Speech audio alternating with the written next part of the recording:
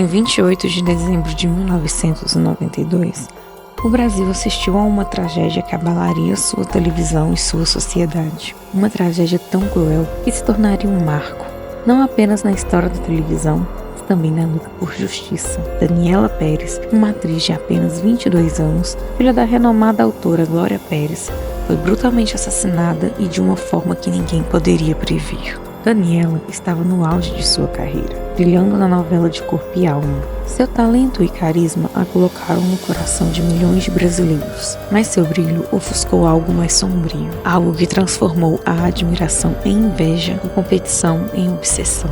Hoje, ressaltamos essa história para tentar entender o que levou à morte de Daniela e como o sistema de justiça falhou, ao mesmo tempo que refletimos sobre o que realmente é justiça. Então, já se inscreva no canal, deixe o seu like e bora pro vídeo.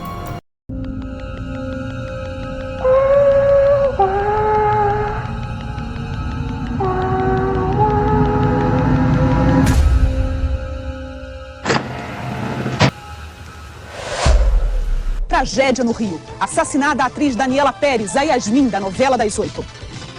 Daniela Pérez nasceu em 1970, filha da autora Glória Pérez, uma das maiores e mais respeitadas escritoras de novelas do Brasil. Cresceu nos bastidores da televisão, sempre rodeada pela arte e pela cultura. Desde jovem, demonstrou habilidades artísticas excepcionais, especialmente para a dança. Aos 13 anos, Daniela já era uma bailarina talentosa e sua transição para a atuação parecia um caminho natural. Em 1992, aos 22 anos, Daniela alcançou o auge de sua carreira quando foi escolhida para interpretar Yasmin, uma das personagens principais da novela de Corpo e Alma, exibida pela TV Globo. A trama se tornou um grande sucesso e Daniela, uma estrela em ascensão, conquistou o carinho do público, da imprensa e dos colegas de trabalho. Era uma jovem talentosa, carismática e amada por todos. Mas, como muitas histórias trágicas, por trás desse brilho, algo sombrio começava a se formar. Como a fama pode ser cruel. Nem todos estavam felizes com o sucesso de Daniela. Às vezes, o sucesso de uma pessoa, ao invés de inspirar, acaba gerando inveja e ciúmes, sentimentos que nem sempre pode ser controlado. Em 28 de dezembro de 1992, após mais um dia de gravações, Daniela foi seguida por dois colegas de trabalho, Guilherme de Pádua e sua esposa Paula Tomás. Eles, aparentemente, tinham intenções diferentes das de uma simples despedida de trabalho. Daniela foi atraída para uma rua deserta na Barra da Tijuca, no Rio de Janeiro, onde o crime ocorreu. Foi lá que ela foi brutalmente atacada. O laudo pericial revelou que Daniela sofreu 18 perfurações, a maioria atingindo seus pulmões e coração. Esse crime não foi um ato impulsivo, foi um crime frio, premeditado, movido por obsessão, ciúmes e um ego ferido. Guilherme de Pádua, que interpretava um dos personagens principais da novela, acreditava que sua posição na trama seria reduzida por causa da ascensão de Daniela. Ele a via como uma ameaça, mas isso não era tudo. Paula Tomás, sua esposa, estava obcecada pela ideia de que algo romântico estava acontecendo entre Guilherme e Daniela, algo que, na realidade, nunca existiu. A fantasia do casal se transformou em uma tragédia. A dor de um ego ferido e a paranoia de uma mente distorcida resultaram em um dos crimes mais brutais já registrados na história da televisão brasileira. Tristeza e revolta no velório da atriz Daniela Pérez. Amigos, parentes e fãs não se conformam. Desde as 8h30 da manhã, eles estão chegando aqui na capela do cemitério São João Batista, na zona sul da cidade, e compartilhando da mesma dor, a morte da atriz Daniela Pérez. Ninguém consegue compreender a morte violenta. Você sai da rua, alguém te pega e faz isso com você. Tem algumas pessoas que não dão valor para a vida e a vida é a melhor coisa que a gente pode ter. O assassinato de Daniela gerou uma comoção nacional. A sociedade brasileira estava em choque e a polícia agiu rapidamente. Ambos os criminosos, Guilherme e Paula, foram presos e logo começaram a ser investigados. A pressão pela justiça era imensa. Em 1997, após 5 anos de investigação e julgamento, Guilherme Pádua e Paula Tomás foram finalmente condenados por homicídio duplamente qualificado. Guilherme recebeu uma pena de 19 anos, enquanto enquanto Paula foi sentenciada a 18 anos e 6 meses. Condenação, embora importante, não trouxe consolo para a família ou para os admiradores de Daniela. Mas havia um grande problema. A pena aplicada não foi suficiente. Naquela época, o homicídio qualificado não era considerado crime hediondo, o que permitia aos condenados cumprir uma pena reduzida. Mesmo com a gravidade do crime, eles cumpriram menos da metade da pena e foram liberados. Essa falha na justiça levou a uma revolução. A luta de Glória Pérez, mãe de Daniela, tornou-se um grito por mudanças no sistema jurídico. Ela não apenas buscava justiça para a filha, mas queria garantir que outros crimes semelhantes não fossem tratados de maneira tão branda. Com o apoio de mais de 1.300.000 pessoas, Glória e outros defensores conseguiram a mudança da legislação. A Lei 8.930 de 1994 incluiu o homicídio qualificado entre os crimes hediondos, algo que deveria ter sido feito desde o início. O corpo da atriz foi encontrado no matagal, numa rua deserta da Barra da Tijuca, zona oeste do Rio. Estava ao lado do carro que ela dirigia. Daniela Pérez tinha saído de uma gravação no estúdio. Foi morta com 2 facadas no tórax e uma no pescoço. Os bancos estavam reclinados, o que, segundo a polícia, demonstrava que, antes de morrer, a atriz estava em companhia do assassino dentro do carro. Os atores tinham acabado de gravar a novela, foram para o local do crime. A mãe da atriz, Glória Pérez, autora da novela de Corpo e Alma, chegou logo depois. O ator Raul Gazola, marido de Daniela, estava desolado. A dor de Glória Pérez foi imensa. Além de perder sua filha de forma brutal e inesperada, ela teve que lidar com o sensacionalismo da mídia. Ela foi atacada pela imprensa e em muitos momentos explorou da dor de uma mãe que já estava sofrendo profundamente. Mas Glória não se deixou abalar. Ela transformou sua dor em força em uma luta incessante pela justiça e pela mudança no sistema judicial do Brasil. Sua dor virou luta, sua revolta virou um movimento social. Anos depois, Glória autorizou a produção da série documental Pacto Brutal da HBO Max, onde ela expôs, mais uma vez, os detalhes e as revelações do crime. O documentário trouxe à tona novos depoimentos e documentos que reforçam a crueldade do ato cometido por Guilherme e Paula. E como se a dor da perda não fosse suficiente, ela teve que lidar com a frieza e a falta de arrependimento dos responsáveis pelo crime. Guilherme, após cumprir pena, se converteu ao evangelismo e tentou retomar sua vida na mídia como um novo homem. Paula, por sua vez, mudou de nome e seguiu sua vida sem mostrar sinais de arrependimento. A estreia ao lado do marido, o ator Raul Gazola, do musical Dança Comigo. O sonho foi interrompido tragicamente. Para os admiradores da atriz, ficou como o último momento artístico a cena que Daniela Pérez grava ao saco com grande voo. A cena é esta. Não, eu disse que ela era bem capaz de fazer uma coisa dessa. Não que ela fez. Bem capaz, isso é diferente, tem muita diferença. E se tivesse sido ela? Se tivesse acontecido uma coisa dessa? Não, claro que não. O laudo divulgado pelo Instituto Médico Legal revela que Daniela Pérez foi morta com 15 facadas, 12 no tórax e 3 no pescoço.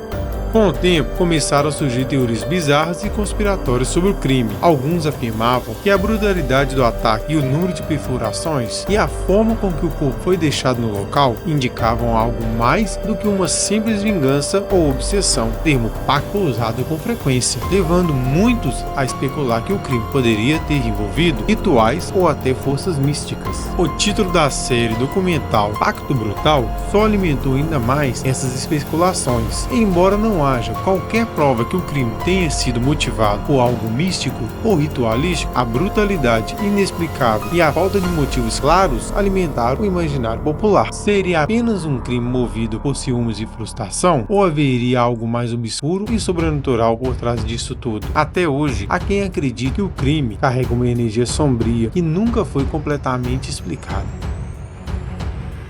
A polícia chegou rápido ao suspeito do assassinato. Um advogado passou pelo local do crime e viu este Santana estacionado atrás do carro da atriz Daniela Pérez. Achou tudo muito estranho, anotou as placas e informou a polícia. Quando os policiais descobriram o corpo, o carro já não estava mais no local. Mas eles foram até o estúdio de gravação e descobriram que o Santana pertence ao ator Guilherme de Pádua. O carro foi analisado pelos policiais. Eles encontraram sinais de que tinha sido lavado há poucas horas. O ator Guilherme de Pádua faz o papel do motorista Bira na novela de Corpo e Alma. É apaixonado pela personagem Yasmin, interpretada por Daniela Pérez. Ele foi preso de manhã em casa. É casado e a mulher está grávida de 4 meses.